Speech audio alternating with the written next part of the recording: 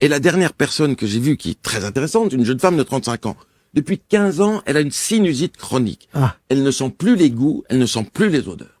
Elle fait le tour de tous les ORL, elle vient me voir pensant que j'allais regarder... coronavirus, peut-être. Oui, peut-être, elle n'avait pas eu le Covid. Pensant que j'allais regarder ses sinus, que tout le monde avait déjà regardé 1000 fois. Mais non, je vais l'interroger surtout, et je trouve une maladie de Crohn, Voilà. clinique, biologique, etc. Je traite.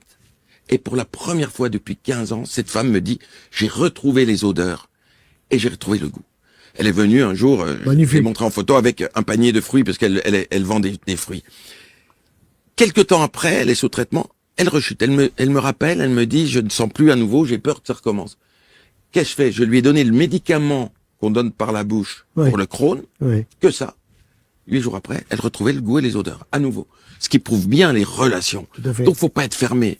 Et quand on sait que l'intestin est probablement à l'origine de 80% des maladies, rendez-vous compte, maladie de Parkinson, bien sûr, sclérose en plaques, même probablement Alzheimer, hein. Alzheimer, maladie de Charcot, ça vaut quand même le coup d'aller regarder des petits paramètres biologiques qu'on a tous les jours dans les prises de sang pour ensuite aller un peu plus loin chercher d'autres paramètres.